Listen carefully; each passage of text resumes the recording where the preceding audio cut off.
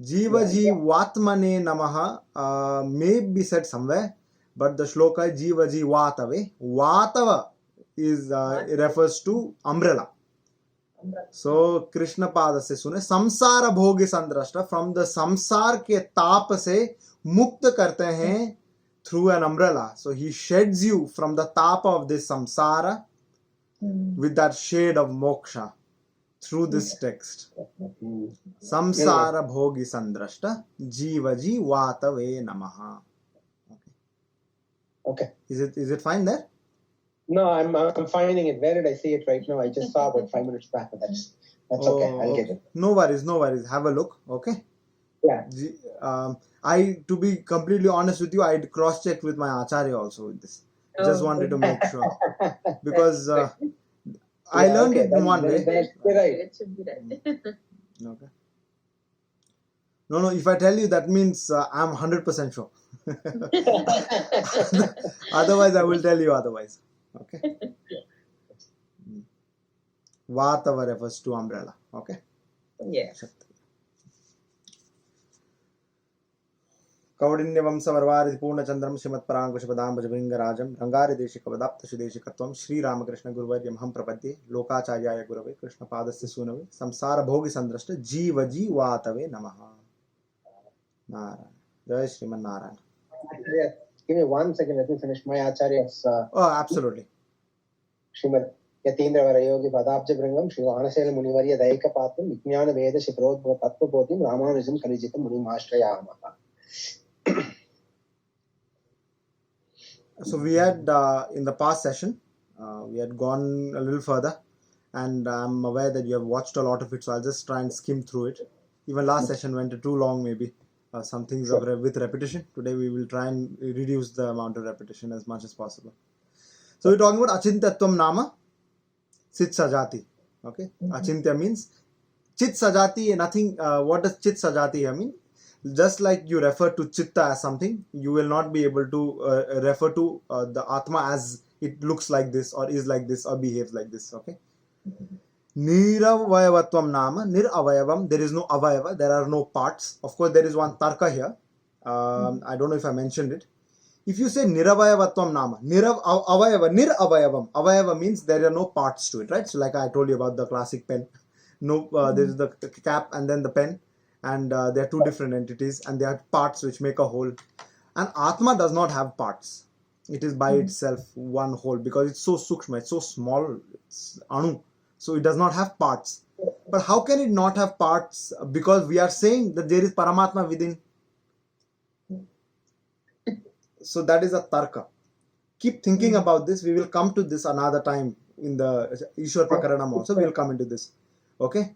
The basic understanding here would be that the way we look at parts, as in different parts making a whole, Jivatma is not like that. It is not as if Bhagavana came together with something else to form a Jivatma. It is a Nitya Vastu. They did not come in parts to make a whole. If you remove one from the other, it will not exist. Okay? It is like that. Therefore, you say Niravayavam here, and there is no Khandan that is done here. Okay? It will not be misconstrued as being wrong. So it will still remain Niravayavam. Nirvikaratvam Nama Chidvit Chida Vada Vikaratvena Vinaika Rupat Ayavasthanam. So what does Nirvikaratvam mean? There is no Vikara. I mentioned this last time also. Vikara here just refers to change, or from one form to another. Because it is so small, it does not have parts. It does not form from one thing to another. If to make one from to form one thing from another, or the other way around, it must have a point of change. Okay, it must be big enough to change. Now we say sometimes, there are. Then how is it? We are saying the Jivatma is different in change. That it does not change; it is the same. But then we are again saying some people are born, nice. But then some people are Rakshasas. Some people are Danavas. Not people, but there are Danavas. Okay, and maybe some people are Danavas. Okay, there is a shloka actually. Krutetu Danava Prokta Tretayam Rakshasa Smrita Dwapare dushta rajanam kalo brahmana rakshasa. So there is a shlokam like this. My acharya told me. So it is agantuk. So this is one shabda I'm sure you are aware of. Agantuk means it comes with relation. Like Jivatma. Jivatma is a swatantra vastu. It is paratantra to Bhagavana, but by itself it is swatantra. In the sense, it knows itself there. Okay? So it is similar in everybody. The Jivatma is similar. But association with the Jiva, with the Shariram, with Prakriti, okay? There is, it attains a certain quality. And depending on the quality of karma, the nature of the Jiva also changes accordingly. So this shloka basically saying that what is the Danava? They called in the Treta Yugam, in the Satya Yugam, they were called Danavas. In the Treta Yugam, they were called Rakshasa. In the Dwapar Yugam, the Rajas were only Rakshasa. And in the Kali Yugam, the Brahmanas are the Rakshasas. And here the Brahmana, the Sanketa is not doing to all Brahmanas, because if that happens, then Acharya Gana will also be referred to as Rakshasa. Okay, it is just referring to those Brahmanas who do not follow the Vedic parampara and who have foregone those paramparas. Those will remain, and there is enough evidence in and around India. If you just follow a little bit of politics for one day, it'll make sense. Okay. And who are the Rajas and so on, who are Dana, like Shishupala, Dantavakra and so on. These would be in the Dwapara. Okay. Now, so Atma is called Kutastha. Okay, this is a word you should remember. It will always remain in one form. So Arhata Atma, Deha Parimana, Iti Yahuhu. So Arhata is just referring to Advaita Siddhantas, and not Advaita, sorry. Here Arhata is referring to the other Nastika Darshana, basically. Buddhism, Jainism, and Charvaka and so on. They are saying Arhata Shunyavadi. So what does Shunyam mean? So let's understand simple Sampradaya simply, okay? So in what Buddhism, what Buddha said is Anityam Sarvam Anityam, Kshanikam Sarvam Kshanikam, Shunyam Sarvam Shunyam, Dukham Sarvam Dukham. And therefore, now is everything Anityam? First question. What is not Anityam? Atma is Nityam, Paramatma is Nityam, and Prakriti is Nityam. So Sarvam Anityam is not correct. We are just talking. Kshanikam, is everything Kshanikam?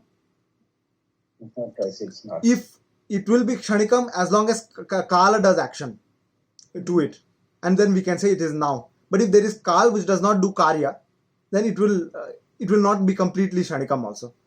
Therefore, if everything is not Anitya, if there are some Nitya Vastu, then can it be Shunyam? If I ask you for something that you don't have, can you create it from nothing? Even if you create something from something else, you need to have a potential existence. Because you don't have that, it cannot remain Shunyam. This world could not have been born from Shunyam and go back to Shunyam. Now one argument here is, listen carefully, the one argument here is 1 minus 1 is also 0. So therefore there is an existential 1 there, is the question. But even for that existence of 1 to come from Shunyam, there needs to be a perceiver, no? Correct. So that means how can it be Shunyam? If the perceiver is there to experience the creation and dissolution. Correct. An outcome of which is that creation. Correct. How can there be creation without the perceiver? Who created them? There is no knowledge factor, there is nothing. What instigated creation? What instigated change? If you understand inertia simply, inertia is either in rest or in motion. And only with an external force or factor will there be a change. Correct. How can there be change without an instigation? Now, go ahead a step further. So, what the Arhatas are also saying here is, see, this is a Khanda, this is a Tarka Grantha. Okay, so a lot of Khandan should be done. Okay, you require to understand it better. It is not to undermine anybody, just to understand it better. Now, there are some Sampradayas which say that the Atma takes the form of the body. So if I am the Atma, if I am the body, the Atma will take the shape of this body. Okay. If that is true, there have been great yogis who have removed themselves from the body and taken another body. If that body is smaller, does the Atma shrink? So if the Atma can shrink or it can expand, and if it is as big as the body, then it can be cut also, no? I mean, Then the Shastra Vakya becomes false. right, in the simple case of an amputation, right? Correct. Due to some reason, you have to amputate your body, then did the Atma become two pieces? Did that piece of the Atma die, right? Absolutely. Absolutely. Where did that piece of Atma go? So did it shrink? If it shrinks and it expands, is it big enough? Then the Bhagavad Gita will be wrong, right? Nainam Chindanti Shastrani. Again, you cannot cut it, you cannot burn it. But if it is big enough, you can. So, iti Shabda Virodaha against the Shabda Pramanam. So what does the Shastra say about Atma? Amritaksharam Haraha. It cannot increase, it cannot decrease in size. Atma will remain as it is. And what is it? Anu. Jnana Shretvam Nama Jnanasya Dharatvam. So it is a Jnana Ashraya. Today we'll be going further into what the nature of Jnana is. Okay. So I'll just give you a brief idea. Jnana Ashraya means it is an Ashraya of Jnana.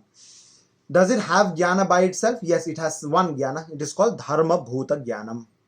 Dharma Bhuta Jnanam means I know, I am. It only knows itself. That's why it is Ajadam. Jnanena vina swayameva prakashamanatvam. Ajadatvam nama. Iti. So I know myself. Okay? Atma jnana nadharo. Jnana matra miti chet. Aham jnanami tveva pratisandhati. If now another tarka. If you say that if I am not the knowledge, if I am the knowledge, as the Arhatas Shastras say that you may be the knowledge. Like I'll give you an example of Jiddu Krishnamurti. I was speaking to somebody the other day, and what the gentleman said is that when there is knowledge, you become that knowledge first.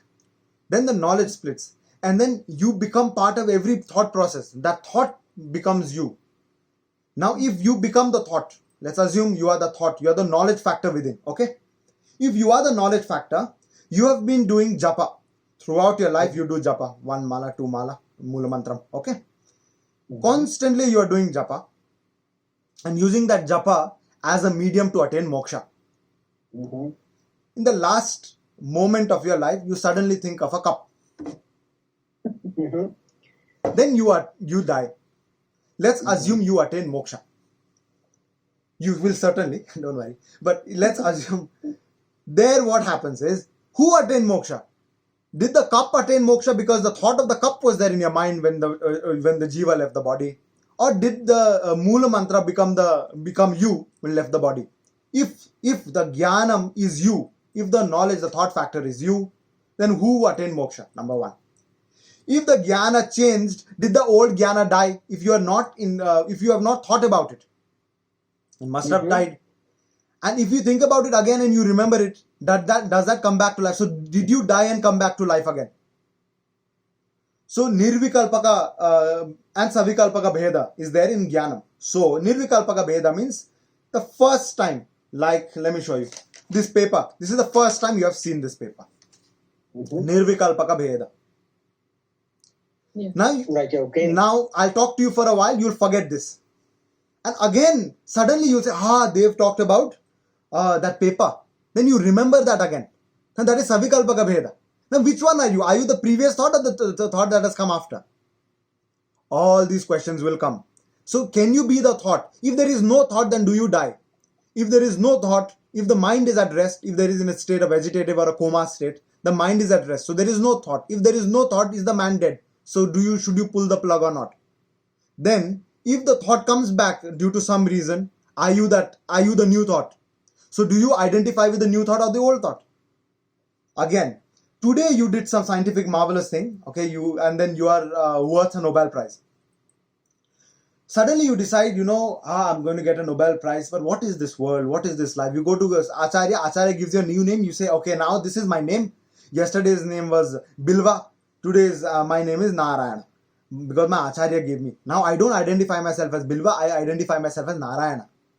Should Narayana get the Nobel Prize? Yesterday he did it, but then now he's not Bilva anymore, because the complete thought process has changed.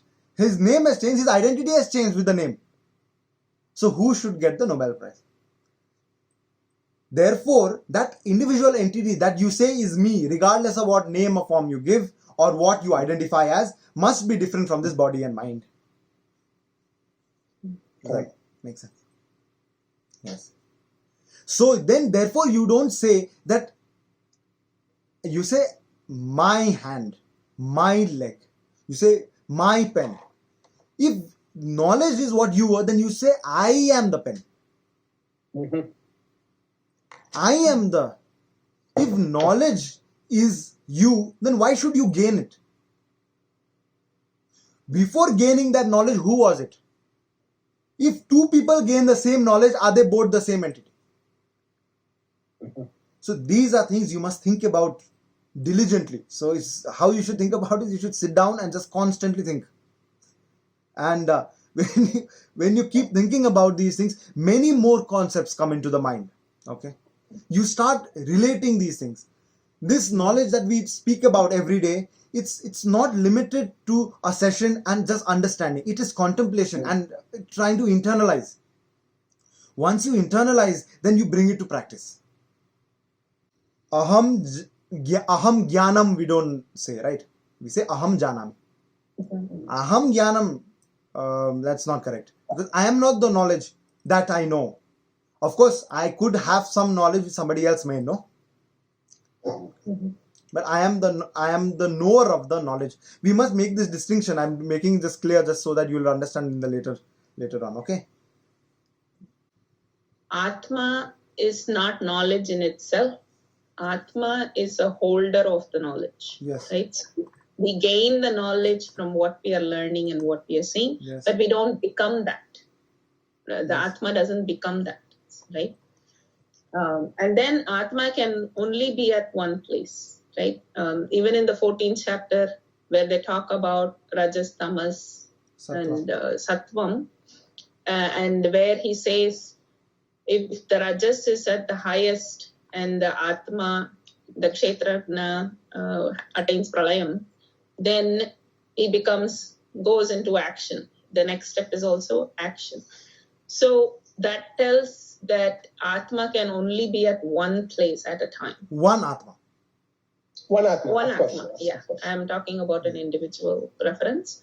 So an individual Atma can only be at one point. So your example in one of your videos about Shankaracharya, Adi Shankaracharya ji, was he took on, or he expanded into a king. You're right. So that means the king was devoid of anything. That material was devoid of anything. Yes. And, correct. I wouldn't think of it that way, Viju. Okay. It would- But how it works is very simple if you understand it. So what Shankaracharya did was he went into a cave and told everybody, nobody come inside until I come out. You just stay out. And that's what they followed. His Atma is within this body. There's one Pramukh Mukhya Atma. At the same time, there was a king who was bitten by a snake. Specifically, that venom is very important apparently. That must be a cobra, which was a bite and a certain amount of venom. So the moment the cobra bit, the Jivatma was left the body. But it is still a habitable body. Because apparently what the cobra does is it keeps, there are these 5 Mula Pranas, Prana, Pana, Vyana, Udana and Samana. Okay, and that pranic body, what Shankaracharya apparently did was, he kept his Jivatma is within this body. He left his Samana within the body, if I'm not mistaken. Yeah, you must go back and correct this if I'm wrong. And he took the other pranas out of the body and went into that body, which because of the cobra venom, the Samana was within. So Prana, Apana, Vyana and Udana he took there. Through his Jnana Shakti, the Jnana can expand and contract, the Atma will remain in one place. So he expanded his Jnana to that body and lived in that body for a month. Until they realized that this guy is not the king and they started searching for the actual man.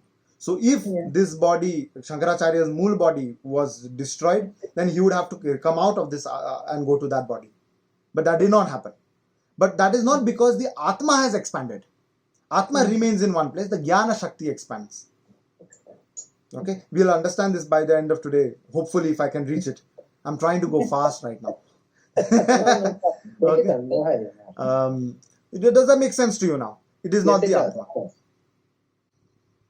केचित् गुणानामेव कर्तृत्वं नात्मना इति वदन्ति. Somebody, sometimes people say that gunanamev kartritvam. Atma is not the doer. The quality is the doer, like Rajas, Tamas, and Sattvam. Put in chapter. Make sense? Put in chapter. Oh, yes, exactly, absolutely. Some people will say that Atma is not the doer. The quality, which are the Prakriti, is the doer. But Prakriti cannot be the doer because Prakriti is Jadam. Jadam does not know itself. It's an insentient entity. This is not Prakriti, which is Mata Prakriti. Okay, please don't mistake these things because this is often mistaken. Okay, and then you have debates on two different concepts altogether. Okay, the controller of Prakriti may be Mata, but the Prakriti by itself is Jadam, Jadavastu. It does not know itself. So as you have already read the 14th chapter, the Shabda does not agree with this. Shabda will say that the doer is the Atma only. The Rajas, Tamas, and Sattva influence through these qualities are influential in association with the Jiva, with the Shariram. Okay, but Atma does not have those qualities by itself. Atma has the abhava of these qualities. The qualities are of the body. Okay, because Prakriti, the meaning of the word Prakriti also is where there is no Atma. If there is no Atma, that is called Prakriti. Okay, Pradhana also it is known as Prakriti is also known as Pradhana. If it is not the quality which is doing, but what we do, we say I do it. Then what are we referring to here? Because if somebody hits this body, why did you hit me? Somebody gives me food. The food is for the physical body. He's not saying, your Atma needs some food. Why don't you have something? Looking a little thin. Because it is for the physical body. But then he said, thank you for giving me this food. I'm delighted. So why do we say that? It is because of the association of the Jivatma with the physical body. When we say I am, that I is actually referring to the Jiva. Jiva meaning Jivatma. However, due to the association, we sometimes or many times mistake ourselves to be the physical body and identify with the body. Even if we say we don't identify, we do. Because if you eat and say I am full, you are always Purnam, the Atma. We don't say the body is full, and at that moment in time, we may sometimes think that it is me who is full because I'm feeling full. But I am aware of the feeling of being full. I am always complete, which is the Atma. So that mistake is because of the association with the Prakriti. That is because of karma. Because we get this body, an outcome of karma, association of that karma. When did this karma start?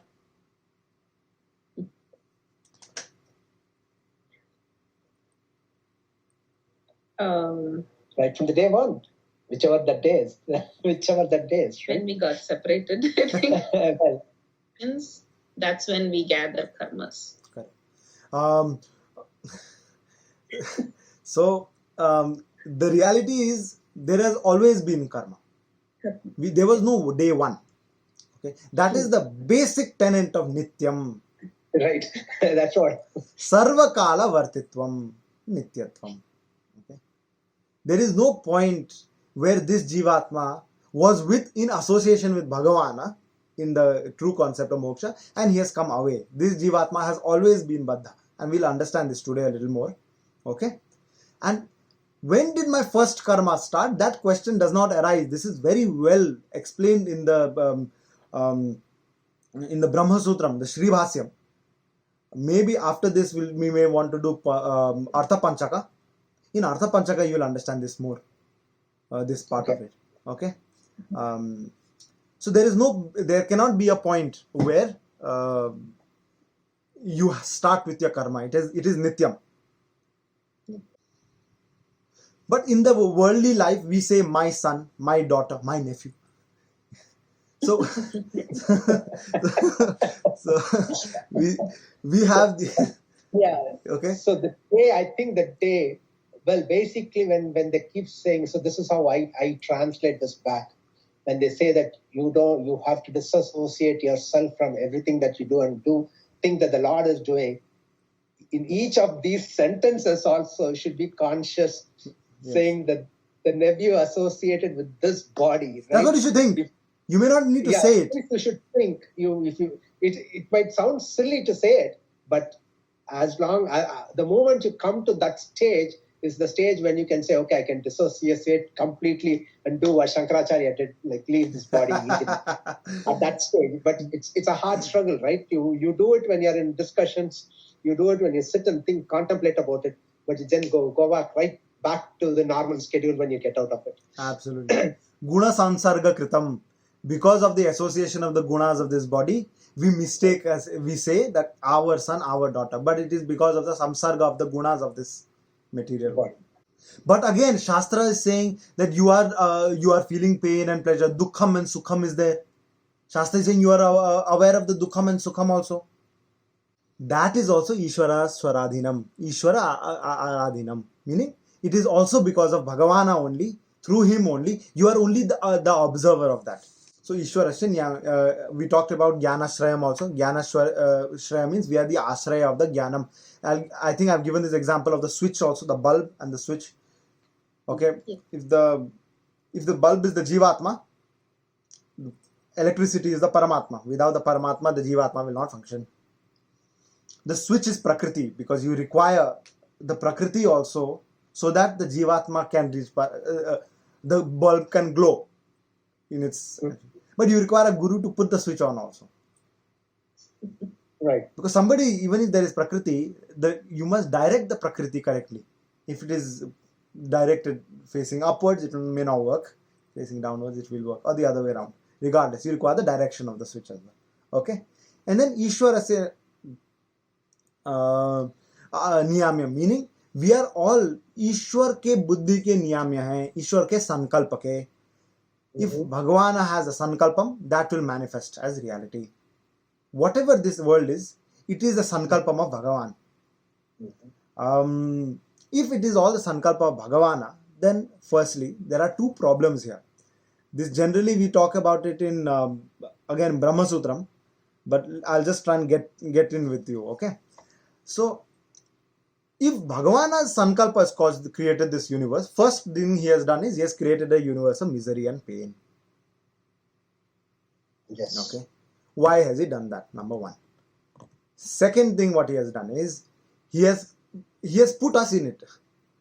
And if he is the doer of all action, which he is, why are we facing the brunt of it? Why are we facing dukham and sukham? Because it is an outcome of karma. He is the doer of everything. So whatever I've done, good or bad, must be done by him.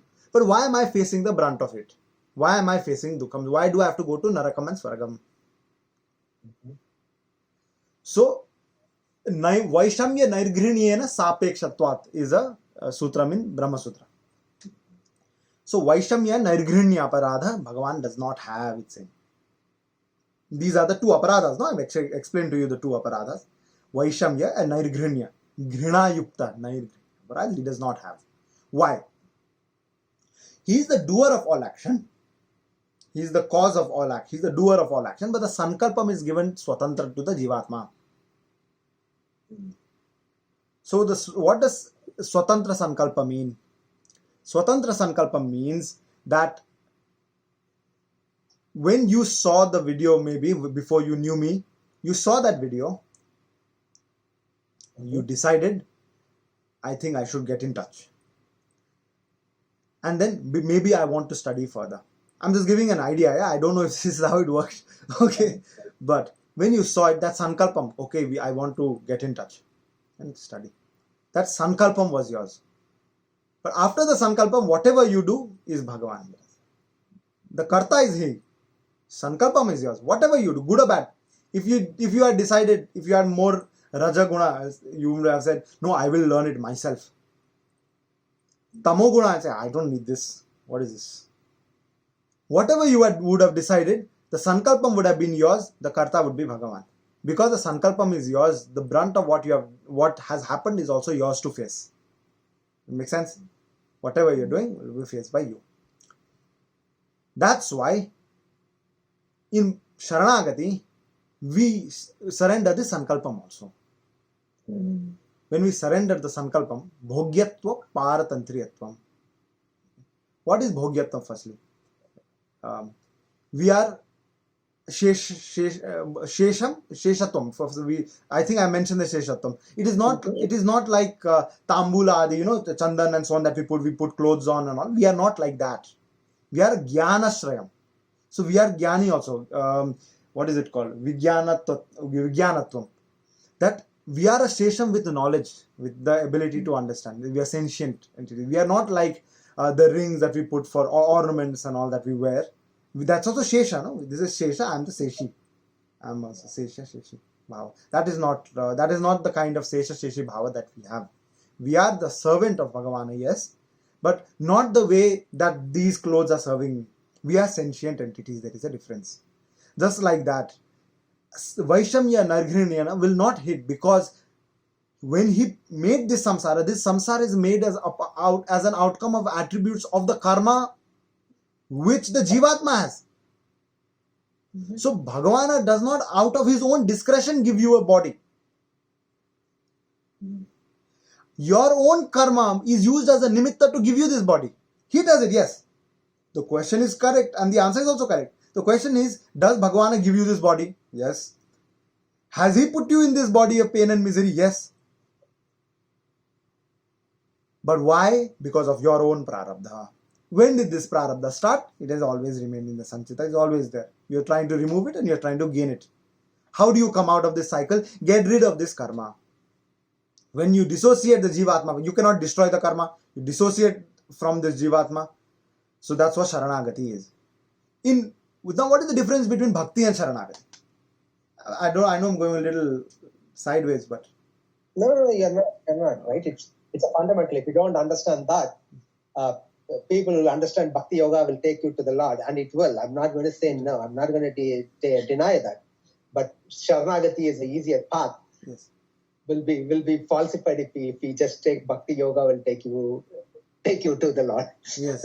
I've not mentioned this, so let's talk about this a little bit, okay? So Bhakti and Sharanagati are the two upaya for moksha. Is in the 11th chapter, Srimad Bhagavatam. Sharanagati is the Charam Vakya of the Bhagavad Gita also. You know the Charam Stotra. Yes. It's talking about Sharanagati. What is the difference? Okay. Let's talk about Bhakti. Once you understand Bhakti, you'll understand Sharanagati very easily. Bhakti is very simple. Marjala Kishore Nyaya and Kapi Kishore Nyaya. Have you heard of this? A little bit? You have heard of it? Okay, I'll just get it briefly then. If you have already heard of it, no point of telling you. Marjala, it's cat, a kitten. Kishora means the baby. How a kitten is held by the cat is Sharanagati. Kapi Kishore Nyaya, how a monkey's baby holds on to the monkey is Bhakti. Now what is Bhakti? Okay, Bhakti and Bhakti Yoga are different. Bhakti is just devotion. Bhakti Yoga is a specific practice. Because Bhakti Yoga starts with the Ashtanga Yoga. Yama, Niyama, Asana, Pranayama, Pratyahara, Dharana, Dhyana, Samadhi. Once performing Bhakti, then you reach Parabhakti. Parabhakti, Paragyanam, Paragyanam, Paramabhakti, Paramabhakti, Moksha, Ishvara. Okay. That also, Tat Kratu Nyayam will be there. What is Tat Kratu Nyayam? I'm sure you know it already. Whatever you do, it will happen. That's what Tat Kratu Nyaya basically means. Okay. According to Tat Kratu Nyaya, in Bhakti what happens is, you are contemplating upon the Lord to reach Him. That's the idea. You're trying to open the door consistently, so you're not misguided. The moment you stop thinking of it, the door closes. And whatever you're thinking opens towards that. Make sense? So you're constantly contemplating on Bhagavan. That's the reason why you have to do Ashtanga Yoga. You have to prepare the body. At the moment, you can barely sit in one place without moving for prolonged periods of time. You want to be in a position you can sit for hours on end just contemplating on Bhagavan. So when the time comes where you must leave the body, you do it willingly. And you should be contemplating on the Lord at that moment. Exactly. Suddenly you think about some pain, because apparently when the Jivatma leaves the body, there is some form of pain that is felt. It is observed. Now you start thinking of the pain, then you forget Bhagavan at that point in time.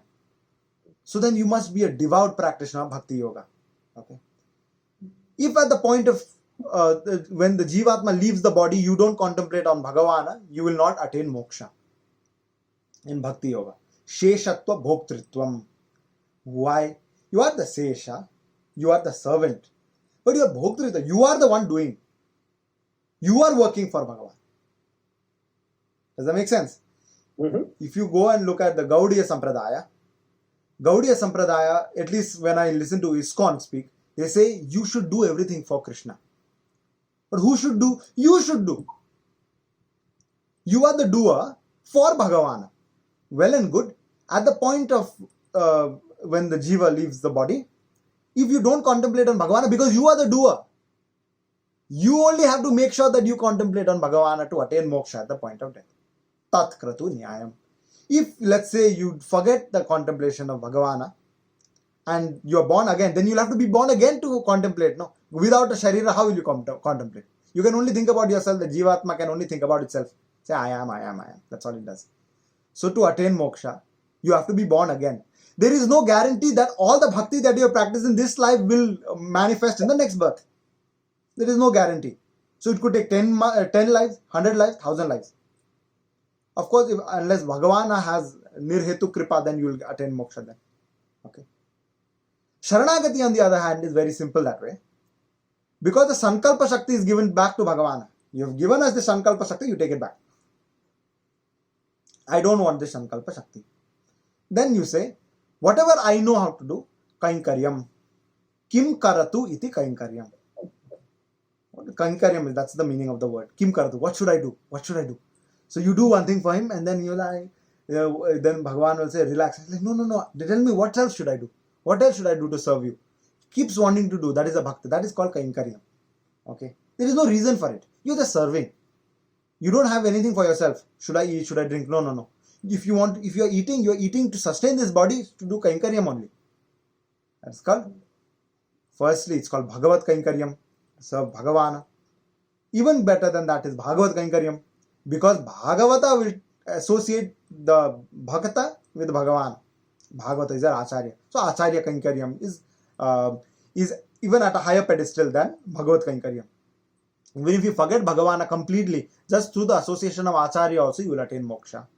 Of course, it is because of Bhagavana only you will attain moksha. You must never forget that. But regardless, because of the devotion the Bhakta has to his Acharya, that is also enough. That is the pedestal that Acharya is kept at. The Guru Parampara. Yonityam achyuta padam bhuja yugma rukma vyamohatastaditarani trinayamene asmat gurur bhagavatosya dayeka sindo ramanujasya charanau sharanam prapadye. Not the Bhagavad Pada. Ramanuja Bhagavad Pada. Okay. Through the Acharya only. Sharanagati is that. So once you have surrendered completely, the responsibility of what happens to you is in the hands of Bhagavana now. Shastra says that those who have performed Sharanagati will attain moksha. But that is not the idea. You perform Sharanagati, let's assume we perform Sharanagati to attain moksha. Let's assume. Then there is a karana. If there is a karana, there is swatantrata. If there is swatantrata, how will you attain moksha?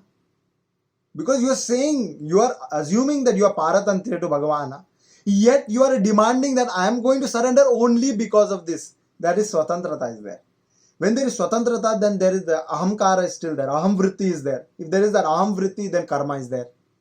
Then how will you attain moksha? So, Sampurna Sharanagati is also in the mind. Apart from doing the karma, the 5 pancha karmas that you do, Bhogyatvam, I am a vastu of Bhagavana to consume. not physically consume, but consumption in any way if deemed fit. That means I am completely surrendered. Now, after the surrender, there is no, I don't know whether I should get moksha, I should not get moksha. It is of no consequence. What is my duty? Bhagavat Kainkaryam. After you perform Sharanagati, it is said that there is no more, there is no, that is the highest action that you have performed already. Once the Sharanagati has been performed, that is the epitome of performance of any form of yoga. Sharanagati, Prapatti Yoga. So Prapatti Yoga. Everything has been done. So what should you do now? The story, if you read the Srimad Bhagavatam, starts when Parikshit Maharaj is cursed, is given a shrapam, okay? Yeah. And he said that you have 7 days. So what does Parikshit Maharaj do? Parikshit Maharaj is not worried that he is going to die in 7 days. That is not why he goes to Sukadev, Sukacharya, okay? Why does he go to Sukacharya? Luckily, Sukacharya comes for that only, of course, Sukha Brahman. He comes and Parikshit Maharaja asks him, not how do I save myself? I am going to die in 7 days. Parikshit Maharaja was a great king, a great bhakta, devotee of Bhagavana. He did not need that. What he asked was, now that I know I will die in 7 days, what should I do now for these 7 days? What should I do in these 7 days? That is what he asked. Because he is a Sampurna Sharanagati, he is a great king. And he has the grace of Bhagavan Shri Krishna himself. That's the name of Parikshita. Parikshita iti Parikshit. Looking here in the Hida Tida. Okay, looking at Shri Krishna when he descended into the womb. Okay. And who does not live for 7 days, you tell me? We are all living from Sunday to Saturday. So we are all going to die in 7 days only. In one of these 7 days we will die. That's a good way to look at it. Okay. Yes. Anybody lives from other than this? Anybody dies on a day another from these 7 days? No. We all die in one of the 7 days. That we know for certain. Just like Parikshit Maharaja knew that he is going to die in 7 days, we also know that we are going to die in one of these 7 days. So what should we do while we are here? So he said, then he started giving the story of Krishna Leela. Do Krishna Leela. Listen to Krishna Leela. There is nothing else you can do that is better than listening to Srimad Bhagavatam. Does that make sense to you a little bit now? Yes, it does. I'm sorry, I just keep asking these questions because I know you digress, but it's that's okay. But it's like I never associated the 7 days to the 7 days, literally to the 7 days of the week, and say that okay, technically everybody has only the 7 days to live, right? Yes, that is the idea. So we are not trying to save ourselves from this world. If that is the concept, then that is a misconception. Yes. The concept is we are aware that this body is going to pass and the Atma is going to pass through it. It's going to come through and going to go out also, depending on which side it comes through, which side it goes out. Okay, if it goes out through the Sahasrara Chakra, you'll attain moksha. If it goes through the Muladhara Chakra, then you'll go to Patal Loka for a couple of years and then you'll come back again to Mrityu Loka. Okay, there is a story actually about Nirhetu Kripa. So there were these two friends apparently, and one person was an adharmi and one person was a dharmi. He used to perform good righteous deeds, and they would come together, but they had the knowledge of their previous life, so they knew they were friends. So the person who did good karma, he went to Swarga Loka. The person who did bad karma went to Narakam. Okay. Then they would spend the appropriate time and then they'll be born together again. And then they'll meet. They'll remember that we are friends. And then they'll again perform the same kind of deed, punyam and papam. And when they die, they'll die together. And then one who did punyam will go to Swarga Lokam. One who did papam will go to Naraka Lokam. Bhagavan performed Nirhetu Kripa one time to the person who has done papam. So he came early, maybe 100 years early, to the Mrityu Lokam, which is Bhulok. Then he's looking around for his friend. He's like, where is my friend? He's not here. Then just through that push of the Nirhetu Kripa, was being born 100 years early, he associated with good people. And he attained moksha and he went. And then the person who is doing punyam for so long, he comes down and then he realizes what has happened. that this fellow has been doing papam all his life. One life he comes early, he attains moksham. I've been doing punyam all my life and I'm still stuck here. This is to just explain to you the concept of karma, that neither punyam or papam will give you moksha. If it is not for the nirhetu kripa bhagavana, nothing will attain moksha. He has to make it net zero. That's the way to look at it. And then when does he give nirhetu kripa? When is that kripa given, done to you? His choice. We don't really know when it's done, but we know it has been done. How do you know? If you have heard of Bhagavatam, that is evidence that nirhetu kripa has been performed on. If you just heard of Bhagavatam. Now, how long it will take? That is of no consequence once you have performed Sharanagati. Now we talked about Dharyatvam. Dharyatvam nama. In the Jivatma, there is Paramatma within. So, Dharya Dharaka Sambandham is there. What is Dharya? Bhagavana Dharya there. Dharaka. Who is the Dharaka? We are holding him. So, there, Dharya Dharaka Sambandham is also there. Even better. In Pralaya Sthiti, the entire Leela Vibhuti goes in the Vakshasthala of Bhagavana and remains there until the new Srishti. Srishti Sthiti Pralayam. And again Srishti. At that time, Jivatma goes inside Paramatma. Right. So Dharaka Dhara switches. It changes. Okay? Yeah. Then Sheshatvam. Dharyam Shesham. Sheshatvam Nama. Chandana Kusuma. I just spoke to you about this. Tambula Adi. When we say Shesham, it is saying Chandana Kusuma Tambula Adi. Vatyashyeshtha Viniyogarhatvam idam cha grihakshetra putrakala tradi vat prithak sthitya dinam yogyam na bhavati kintu sharira vatta da yogyam bhavati ayogyam bhavati. So what it's saying is that just like we are using the Shesha, Jivatma is not like that. It is something different from it. Is like the prana and sharira. The sambandham of prana and sharira. Without prana will the sharir function? No need. Without the sharir without the sharir, what is the point of the prana? Without, does that make sense? Or it's like this cloth and the color in the cloth. They're two different entities, but they complement each other. If I say, if the color comes out, this is not an orange cloth anymore. So that is the sambandham with Bhagavana. That's how we are the Sesha. We are not the Sesha because we are not his ornaments or makeup. Nowadays people put makeup. Yeah, we are not the makeup. Our sambandham with Bhagavana is like the prana and the jiva. Without the prana, there is no astitva of the jiva. Without the jiva, the prana has nowhere to manifest. One does not exist without the other. That is the sambandham of Bhagavana and Jivatma. Bhagavana, when we reach Vaikuntham, apparently Bhagavana is waiting and he asks you, where have you been so? How did you live without me? You know how much I've been waiting for you. I've been waiting. I see you going through misery after misery. I've been waiting for you for so long. How did you go through such misery without me? Without thinking of me. I need you more than you need me. I need you here. Where have you gone?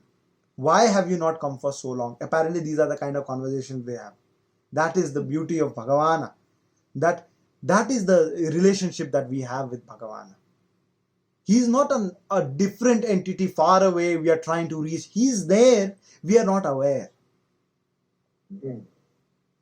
He is like the air that we breathe without realizing we breathe it every moment of our lives. The moment we recognize it, then we know we need to keep it clean. Because we do not recognize it, you know the state of affairs, global warming, climate change. It's as simple as that, isn't it? If it is explained in the Sukshma Rupa, Sukshma Avastha, that will directly manifest in the Stula Avastha. The emptiness within will manifest with material without. Okay. if you are complete from within, you don't require a phone, because you don't need to call anyone. You're complete from within. There is an incompleteness within, and to complete that, we look for things without. Initially, the incompleteness was the abhava of jnana. So we went without to an acharya to gain that. Now there is an abhava of everything. Good clothes, good food, luxury. The incompleteness within will manifest as material outside. And the capitalistic society that we live in today is exactly that. The incompleteness within is manifesting in the world around us. And if it manifests in the world around us, that we know that incompleteness is so vast that it will never stop manifesting outside. Is that a progressive system or a regressive system? The incompleteness is the lack of the abhava. You understand abhava? I've always told you. The abhava of jnana within. Jnana is also ananta. Jivatma is also the extent of anandam, extent of knowledge of the Jivatma is anantam. Therefore, the emptiness within is also anantam. So, can you limit the outward manifestation of an internal emptiness? Will it lead to any conclusion? Because Earth is finite. That's why you're trying to move out of the Earth. You're trying to look for life on Mars now. You want to go to Jupiter and see if we can live there. Because the emptiness inside is so vast, it has to manifest outwards as far as possible. But there is a limit. The more the completeness within, and restrictive emptiness to manifest outside, that we call Satya Yugam. The more emptiness formed within, due to the association of the body, the vikara will cause Treta Yugam.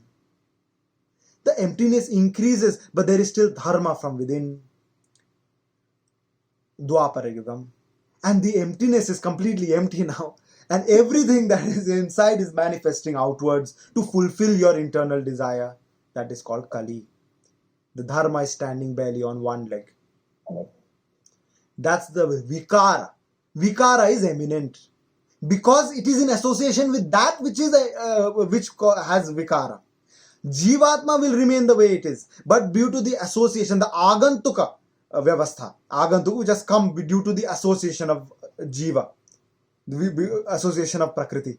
Because of that association, there is a vikara. So why doesn't it always remain in Satya Yuga? Because this prakriti is made up of Mishra Sattvam. Now we'll understand that in the next prakaranam. But the prakriti is made up of things which has tamogunam, which causes vikara. Vikara means change, and therefore it deteriorates consistently. Why doesn't it elevate also? It does elevate. But then over and about, it's a total deterioration.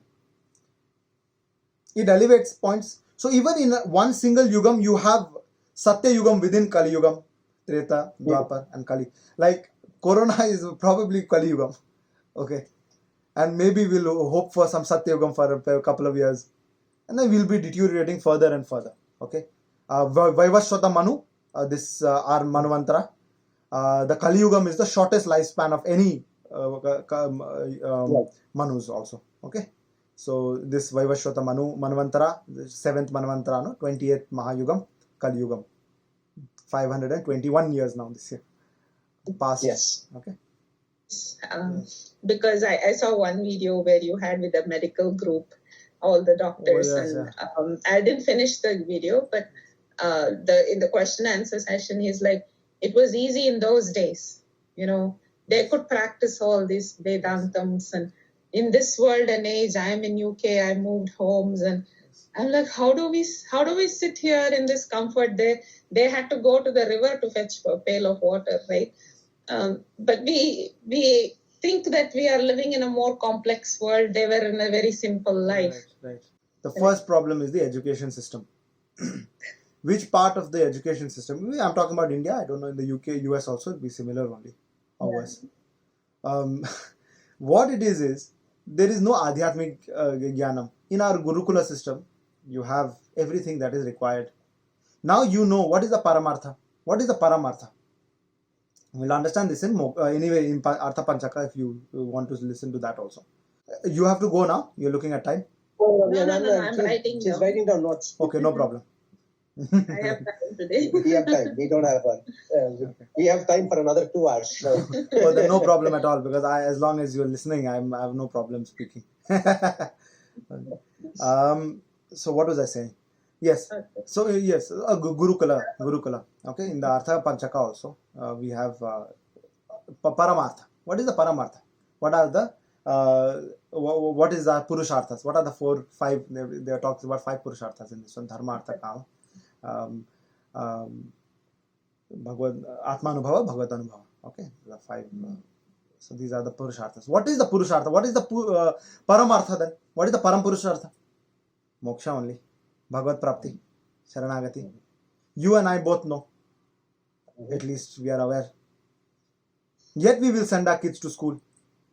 Think about it. I'm just thinking, just give an idea. I'm not trying to criticize, okay? No, it's yes. No, but I mean, just you are going through school. I am going through work, and we still have to live. And yes, got to do it, right? Right. And yet we send. Now, see, I have to send my brother to school now because he went to school. I went to school, unfortunately. Now, because of that, unfortunately or fortunately, at least I've come here to know that something has happened. Now, I will talk about Paramartha to another 10-15 people. They will have kids and they will send them to the same school. Okay. Now, this school is not teaching Paramartha. It is teaching how to go away from Paramartha. Exactly that. Yes. So they'll come home, you'll try to teach them Bhagavad Gita. They'll say, why should I learn Bhagavad Gita? What is Atma? It has taken me like almost 2 weeks to explain to my brother the concept of Atma. He's completely not able to accept the fact that they can be an sentient entity. But at least in a good light, it's a good discussion. And now he's finally getting the hang of it. If he were just studying it in the right way from the beginning, it really wouldn't be taking so much time. And that time would have gone into just contemplating on Bhagavan. But now we have to explain to these things. So our education system already is in a difficult position. We must take difficult steps in our lives. It may look difficult outwardly, but it is the easiest step we will ever take. Because we have surrendered ourselves to the lotus-like feet of Bhagavan Sriman Narayana, there is no fear. We know what is right. We know what we require for sustenance. And therefore we must do something about it. If we have the knowledge to do it correctly, we have the responsibility to do it correctly and do it well and do it religiously. Unfortunate use of the word, but I'm saying so. Okay? So if I, as an individual, through some level of understanding, because I have some limitations at the moment I'm going through, my children will never go to school. At least not the kind of school that I see around. Because that is not the right place for them. They need to study from a young age. They need to get their Upanayanam on time. From that, they have to go to an Acharya and learn the beauty of being and serving the Acharya. What is the difference? That they learn some science and some Newton and then they learn some English. It will take you 6 months to learn English and science and Newton. It doesn't take much more than that. And they require some level of mathematics. That should also they learn. But the Adhyatmic Jnanam is constantly and consistently missing in all curriculums. Nobody's talking about moksha. Nobody's talking. We have moral science sessions. Nowhere did it mention that there is an Atma. Fortunate for some reason, I somehow managed to come across it. So, these are abhavas within our education system that is causing us. So, the gentleman asked a question because you mentioned that I was just trying to get through it. So, we are living in such luxury. How we are going to practice Sanatana Dharma is what he said. Yeah. My simple answer is, if you want to practice, you will find a way. True. You can't expect to practice Sanatana Dharma in some shortcut method. There was never a time that it was that time was any easier than this. Actually, it is more easier for us now, right, than in the Satya Yuga, the Treta Yuga, or the Dwapara Yuga. Even to reach Bhakti Yoga or Sharanagati is a lot easier in these days than then. Bhakti and Sharanagati is easiest in Kali Yugam. However, I will go as far as to say that it is, whether it is easy or difficult is inconsequential. No, but That's true. What that's you true, need but what to I'm do, you trying to say must is that do. people say that it is easier. It was easier then. It was not easy. It was a lot harder to do it. When they say Ravana had to do a penance of 100 years or 100,000 years to get his varam, it literally meant 100,000 years, which Yes. means they lived for that long in those times, right? They had Yes. to. So it is a lot. Ravan was born in the 24th Mahayuga, Satya Treta Yugam, Mm-hmm. Treta and Dwapar. No, yeah, correct. 24th Mahayugam, Treta Yugam, and he was killed in 28th Mahayugam, Dwapar Yugam. Mm. Treta Dwapar. So that's how many years he lived for. He lived for Right. 3 Mahayugas. Right. So if that is the case, right, if they had to go through that for a small span of 100 years, all we have to do is Nama Sankirtanam is the starting point Yes. to start. So it's the easiest part because, as you said, you have the Sankalpa Shakti to take the first step. Because of this, the Atma has so Atma Swarupam cha Baddha Mukta Nitya Bhedena Trividham. So Atma as also here it is speaking about 3 types of Atma. Okay. Right. Artha Panchaka speaks about 5. Okay. 5. Here it's talking about Nitya Mukta and Baddha. Mm-hmm. You can take Kevala and Mumukshu are also there. That you can just keep under Baddha only, apparently. Okay. Yeah. So what is Nitya, Mukta and Baddha? Very simple. The words are very simple. Nitya means those Atma that have never come to Leela Vibhuti. Remember last session I spoke about Tripad Vibhuti and Leela Vibhuti. Mhm. Tripad Vibhuti is also Ananta. Tripad urdhva udayat purgaha pado seha bhavat punaha tato vifangya krama sashana nasane abhihi. Okay. Right. So Tripad Vibhuti also there is above. It is 3 times as big as the Leela Vibhuti, but they are both infinite. That's the concept. Right. Okay. But in the end, it's very big. Infinite on 3 sides, all sides, and above except for below where there is Virajanati and below is the Leela Vibhuti. There are Jivatmas who have never been born into the Leela Vibhuti. They have always remained in Tripad Vibhuti. They are called Nitya Suris. Who are the Nitya Suris? Shesha, Paduka also Shesha only, and the Garuda. These are Nitya Suris. Vishwaksena. Yeah, these are Nitya Suris. They are Nitya Atmas, and there are trillions and gazillions of them in Tripad Vibhuti. They have never been born. Mukta, the people who are here, who have born, who are initially Baddha and attain moksha. That's called Mukta Atma. They will not come back now. They don't want to come back. They have already faced enough misery. For how many trillions of years they must have been here. No, there is Ananta. Because, Anadi. There is no Kala that you just imagine 1 day of misery. You don't eat for 1 day. Then you don't eat for 2 days. Don't eat for 3 days. Then you start feeling a lot of pain. Don't eat for 4 days. 5 days, you're slowly going to die. 7, 8 days, 14 days, how much more you live? That kind of misery, there is no beginning to it. How do you survive in that kind of misery? So, when the Jivatma meets Bhagavana, the Jivatma gains all the knowledge also of Bhagavan. So, all the Jnanam is also there. So, he'll remember all his lives. So, he'll remember all the bliss also. I'll explain to you later, I'll come. But all the lives also he'll remember. So, but Bhagavana is so beautiful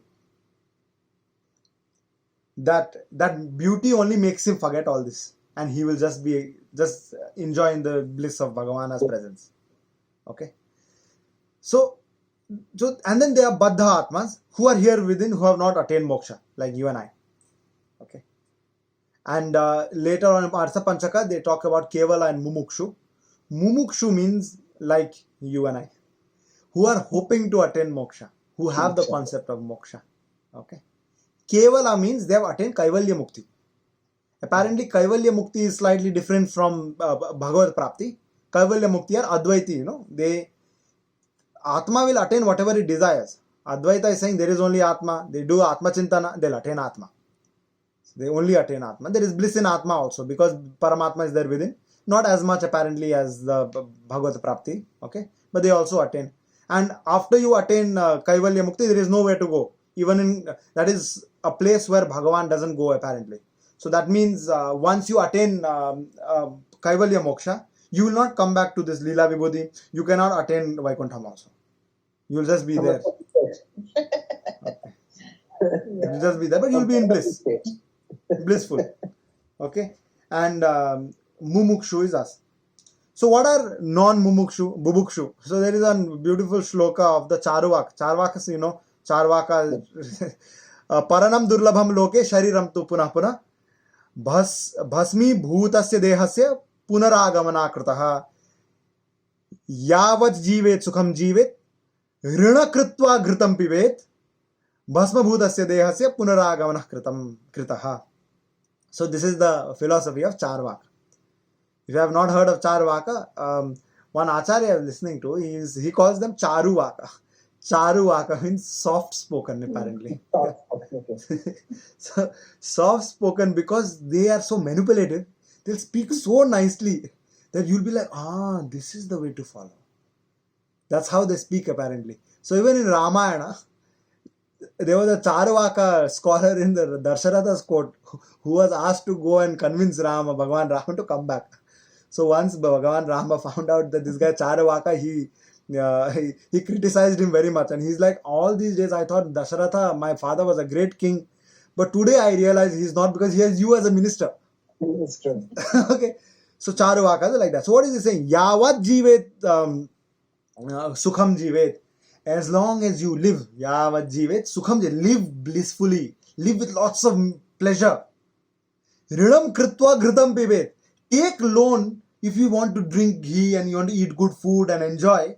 Just to enjoy also you should take in. Why?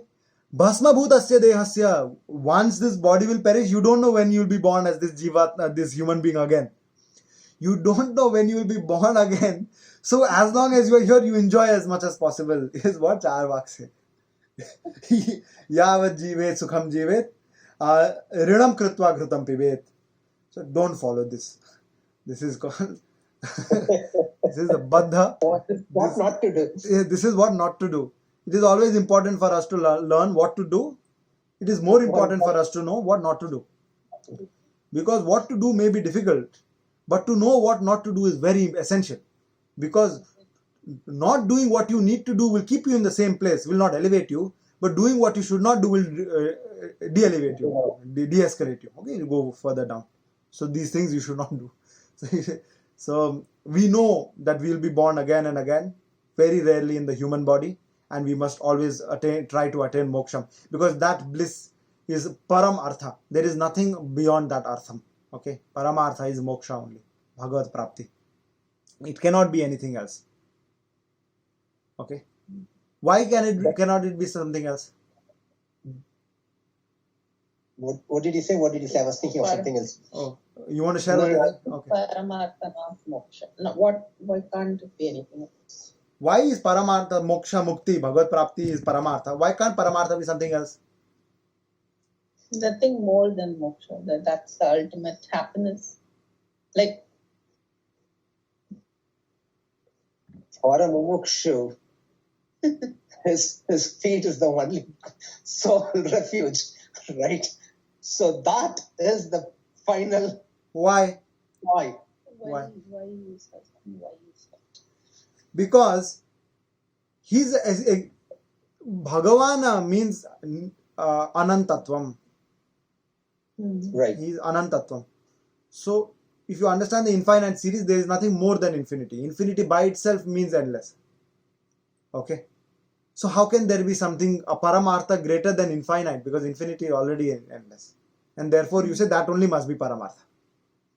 Because if somebody questions and asks you, if you say, Bhagavad Prapti is only eternal, that is the final goal. So say, how do you know? Charvaka will say, how do you know? He will say. So you need to have an answer for that as well. And the answer is just as simple as the question is.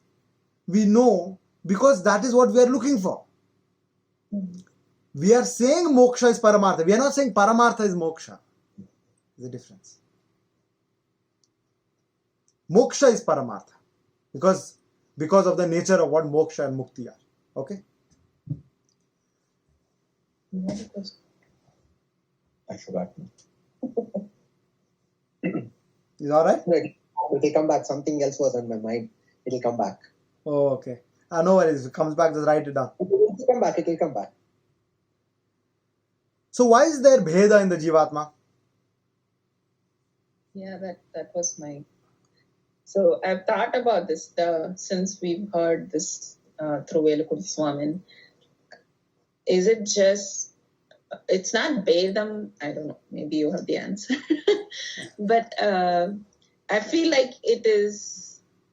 I mean, Atma is the same. Like all Atmas are the same. We are all essence, base level, equal. So I think it's just the experience of the Atma, or it's the difference in the level of where the Atma is, Okay. not the actual differences of the Atma. It's where you are in the position. Jalasyagni Samsrush. Oh, you have something?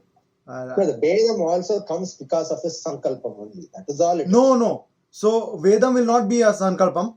Vedam is also Nitya. No, not Vedam. The Vedam. The difference is. Oh, Bhedam.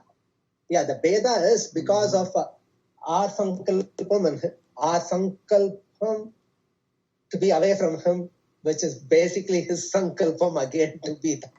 Right? We'll have to be very careful because I am a nobody. So it is a nobody. That is No, true. the Jivatma has Sankalpam. That is Swatantra. Okay.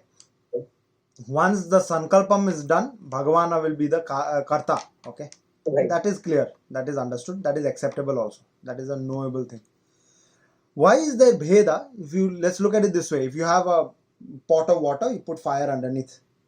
What is the nature of water? By itself, if you leave water, how is it? It is cold. Mhm. In association with the heat, what happens? It boils, it becomes hot, firstly. Then it starts making noise also. Shabda will also come out from the water. Is the nature of the water hot, or is it due to the association of the fire?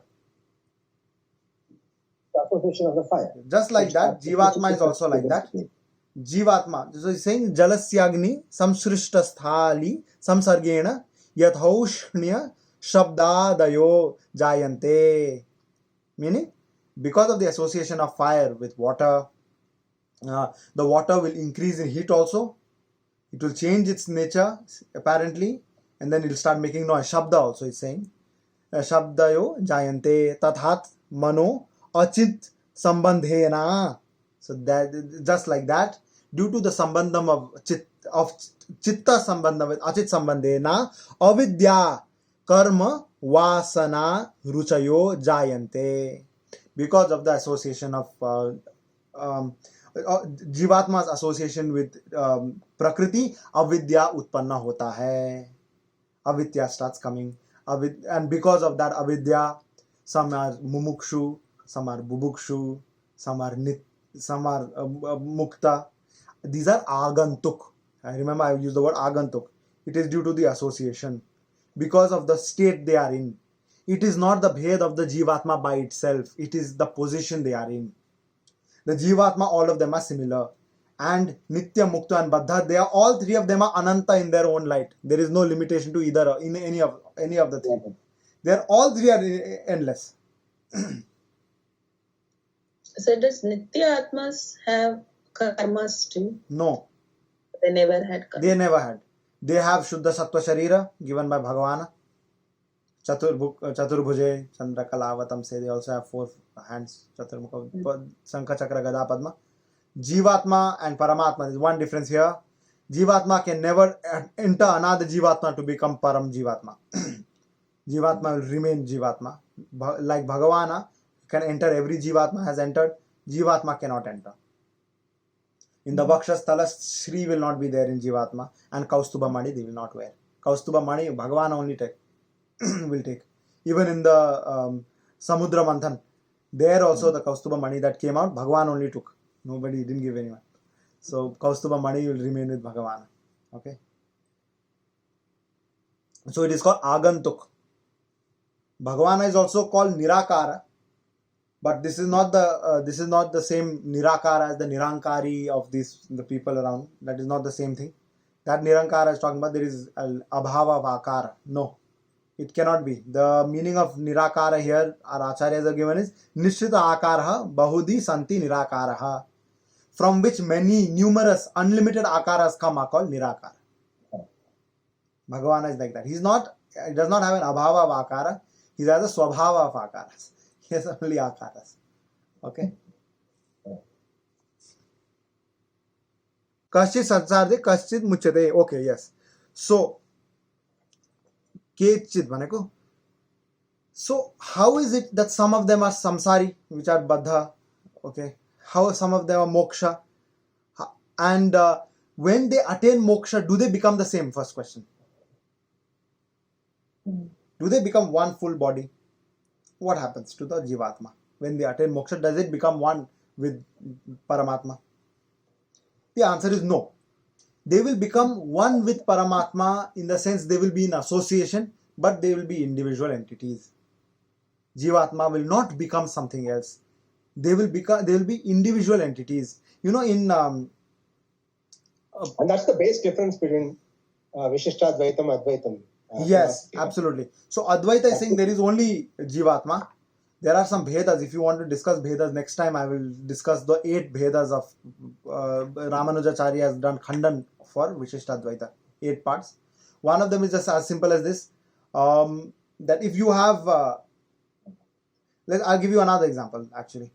Advaita Sampradaya is saying that due to Chitit Chaya, firstly there is Atma. Atma has Chaya which is coming out everywhere. Due to Ajnana, it becomes individual entity. Once there is Ajnana, there is a reflection, and then there is Ahamkara, Ahamvritti is there, and then it finds itself as an individual entity. Moksha is the Jivatma. You are being moksha from that, which is the Maya. Now you are saying that is Maya, that is Ajnana. Maya means Ajnana, Bhava of Jnana. If that is Ajnana, why do you need moksha?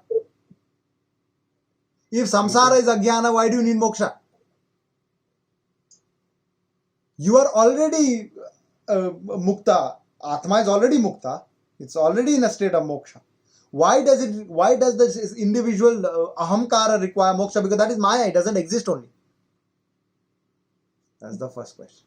Second question is, if it is attaining moksha, then Atma, which is Paramatma that you are saying, Paramatma, is Ajnana.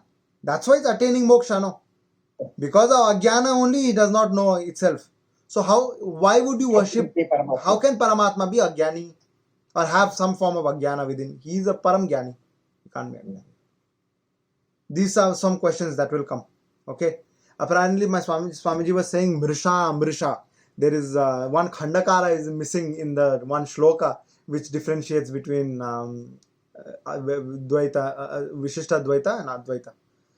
But they are both Advaita, yeah? This is Guna Vishishta Advaita, that is Maya Vishishta Advaita. That Kshamaparadhana Stotram of Mata, so Shankaracharya did not accept Prakriti to be true. Okay. So, but there is a story which goes like this. In this story, he's 32 years old around, just before he leaves the body, and he sees one woman carrying some curd in the far distance, and then he asks one of his, he calls her out and says, I want to have some curd, can you bring me some curd? He's in a very vriddha sthiti now, so he's very old because of his, for some reason his body becomes very old very fast, it became, because he had only 32 years to live. Mm-hmm. So Shankaracharya called out, and then the lady said, I'm not coming, if you want curd, you come here and take. Mm-hmm. And then he says, Maya panchashite radhikam apanite tu vayasi. Okay, in this namantram no yantram tadapicha na jane stutimaho, he says. I'll explain to you what this is. So he's saying, even though I'm young, my body is like of an 85-year-old person. Maya panchashite radhikam apanite tu vayasi. So please come here and give. She says no. Then he sends his chela, his shishyas. They also are refused. If you want to come, you come. So Shankaracharya finally somehow manages to get up and go, and he doesn't find her. She's not there anymore. And then he realizes that, oh Mata Prakriti, you have come and given me darshan today. I have been saying that you don't exist and you are, everything is Brahman only and you are just Maya. But today I have realized that you also exist and you are true. That's why he apparently wrote the Kshama Paradhana Stotram.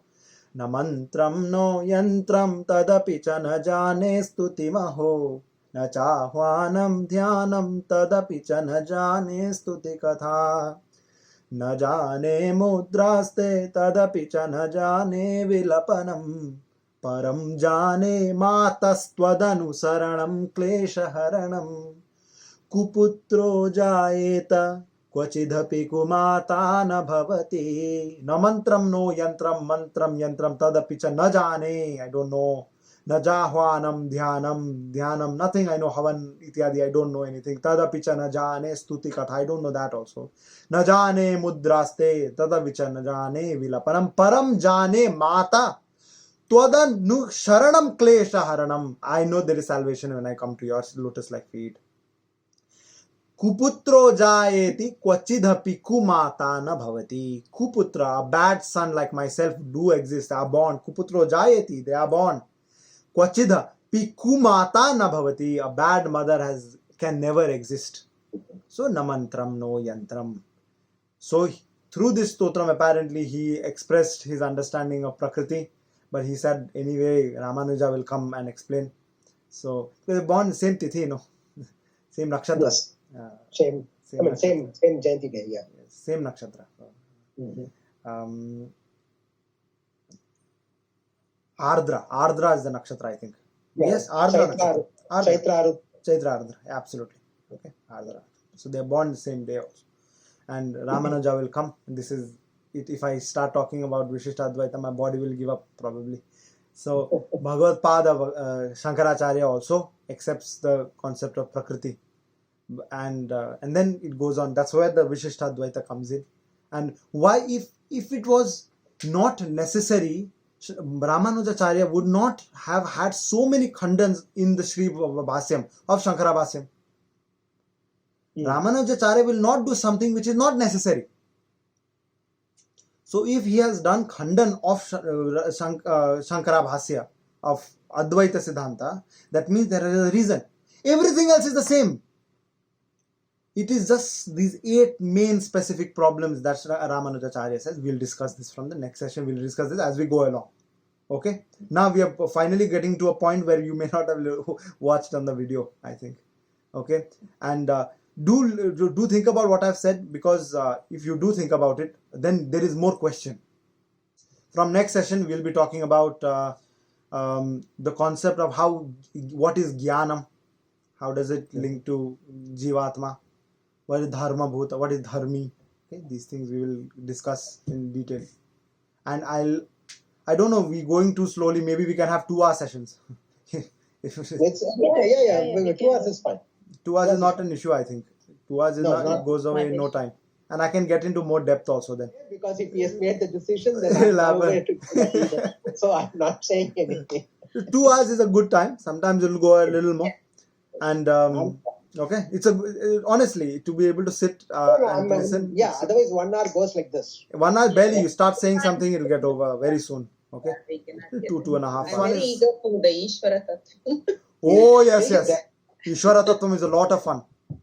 Yes, I am eager. Even for more fun will be the Artha that. Panchaka after that. Artha Panchaka is a beautiful text, very short, not very long, very simple ones. Yeah, I would like that. Yes. Okay, Artha Panchaka is very, very fun. Yeah. So we will go ahead with that. Okay. If you have questions in the middle, I'm sure there are better people to ask. But if you want to ask me, you could ask me as well. And okay, I can think about these things. Question answer very important. Okay. If there is question answer, then there is contemplation. Okay. Yeah. Where you think you are, in Nepali we say chitta bujdaina. It's basically the chitta is not. It's not agreeable with it. He's saying no, it's not agreeable. I'm not understanding. That's where you should be always. So you can come out of it. When you come out of it, you'll come out with knowing it, understanding it very well. So for that, do some studying. Okay, studying is just go through this session. Probably I'll try and put this up. Okay, I'll do that. I'll make some. Right. I'll just cut out a few things, long pauses and so on. It's unnecessary. It becomes too long. So just whatever is required, I'll put it. Okay. Definitely. Narayan परा वेद देवा नारायणांगज नारायण परा लोका नारायण परामक नारायण परो योगो नारायण परंतपः नारायण परम ज्ञानम नारायण परागति लक्ष्मीनाथ समारंभाम नाथयामुन मध्यमा अस्मद आचार्य पर्यंताम वंदे गुरु परंपराम यो नित्यमच्युतपदां भज युग्म रुक्मं व्यामोहतस्तुतितराणि त्रिणाय मेने अस्मद् गुरुर्भगवतोस्य दयैक सिंधो रामानुजस्य चरणौ शरणं प्रपद्ये कौडिन्यवं सवरवारिधि पूर्णचन्द्रं श्रीमत्पराङ्कुशपदाम्बुजभृङ्गराजं रङ्गाय देशिकपदाप्तसुदेशिकत्वं श्रीरामकृष्ण गुरुवर्यमहं प्रपद्ये लोकाचार्याय गुरवे कृष्णपादस्य सूनवे संसार भोगि संद्रष्ट जीव जीवातवे नमः श्रीमते रामानुजाय नमः।